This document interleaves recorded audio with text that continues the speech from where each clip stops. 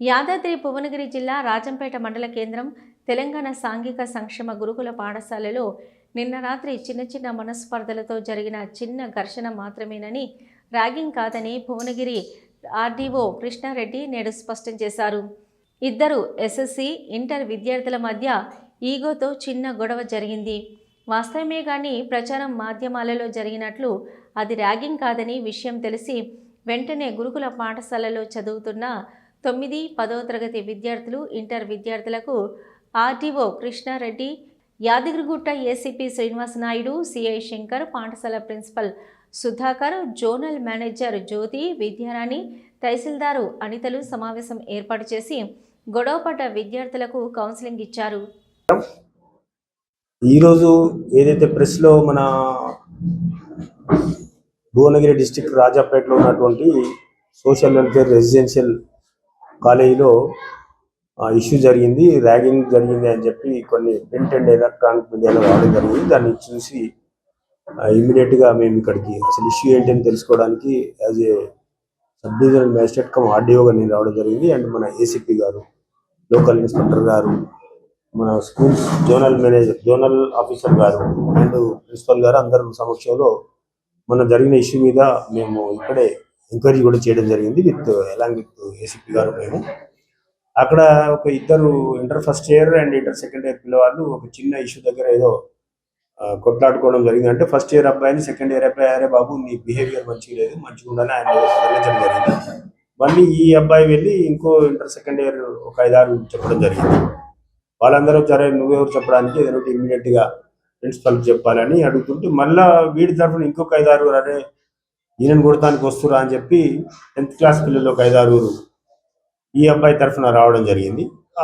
ఇమ్మీడియట్గా ఇక్కడ ఉన్నటువంటి కాలేజీలో ఉన్నటువంటి నైట్ డ్యూటీలో ఉన్నటువంటి టీచర్స్ వెళ్ళి వాళ్ళందరినీ సర్ది చెప్పి ఎవరి రూమ్లో వాళ్ళని పడుకోమని చెప్పి వెళ్ళిపోయిన తర్వాత మళ్ళీ ఈ బ్యాచ్ ఏదైతే ఫస్ట్ 6 ఇంటర్ ఫస్ట్ ఇయర్ అబ్బాయిని ఎందుకు కొట్టినారో అని అడగడానికి వచ్చినటువంటి వాళ్ళు ఆ సెకండ్ టైంలో మమ్మల్ని 10th క్లాస్ పిల్లలు కూడా మమ్మల్ని అడగడానికి వస్తారని ఒక చిన్న ఈగోతోటి 10th క్లాస్ పిల్లల దగ్గరికి వెళ్ళి ఒక చిన్న గలాట జరిగి కొట్లాడుకోవడం జరిగింది.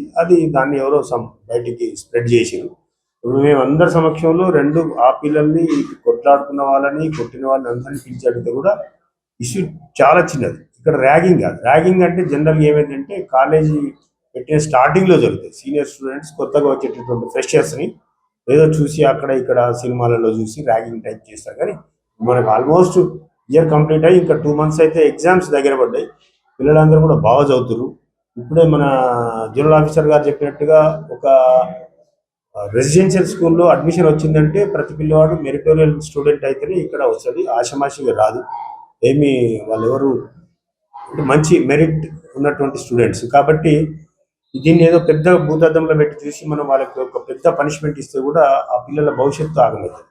ఇప్పుడు తీరా 1 month 2 months ఎగ్జామ్స్ ఉన్నాయి. ఈ ఎగ్జామ్ కంటిన్యూ చేసుకుంటే నెక్స్ట్ ఆయన ఇంజనీరింగ్ వెళ్ళాలన్నా, బీటెక్ చేయాలన్నా, డిగ్రీస్ చేయాలన్నా అవకాశం ఉంది. అటువంటి మరి ఆ మంచి అవకాశాన్ని మనము ఈ యొక్క చిన్న ఇన్సిడెంట్ని సాగుగా చూపి వాళ్ళ మీద పెద్ద పనిష్మెంట్ ఇచ్చి వాళ్ళకి శిక్ష వేయకూడదు అనేది ఎంటైర్ ఇక్కడ ఉన్నటువంటి టీం నిర్ణయించుకుంది. అంటే ఆ తీవ్రతను బట్టి వాళ్ళు చెప్పిన విషయాన్ని వాళ్ళిద్దరు 2 వర్గాల వాదనలు విన్న తర్వాత ఇక్కడ జరిగింది చాలా చిన్న విషయం అది.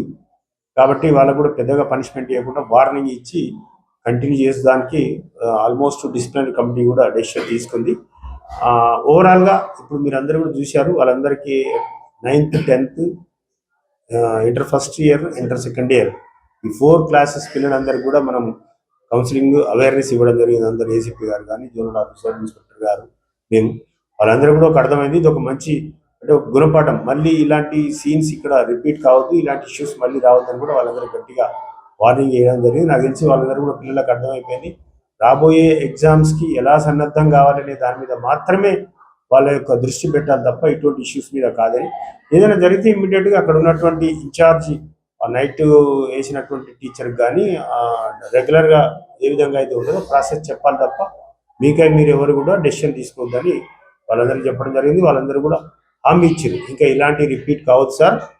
ఇప్పుడు ఇక్కడ 2 వర్గాలు అంటే బాధితులు కూడా సార్ పనిష్మెంట్ ఏమి ఇవ్వకండి, అన్యాయం అయిపోద్ది అంటారు. వాళ్ళు కూడా తప్పైంది క్షమించడం సార్, క్షమించండి మమ్మల్ని, మళ్ళీ రిపీట్ కామని చెప్పడం జరిగింది. కాబట్టి ఇది చాలా చిన్న ఇష్యూ. ఈ రోజుతోటి ఇష్యూ క్లియర్ అవుతుంది. వాళ్ళకు రేపటి భవిష్యత్తు గురించి, రేపటి ప్రిపేర్నెస్ గురించి మాత్రమే ఇక్కడ ఆలోచించాలి తప్ప నిన్న ఏదో జరిగిపోయింది దాన్ని ఎట్లా పనిష్ చేయాలి, వాళ్ళకి ఎట్లా ఇబ్బంది పెట్టాలనే ఉద్దేశం ఎవరికి లేదు. Thank you.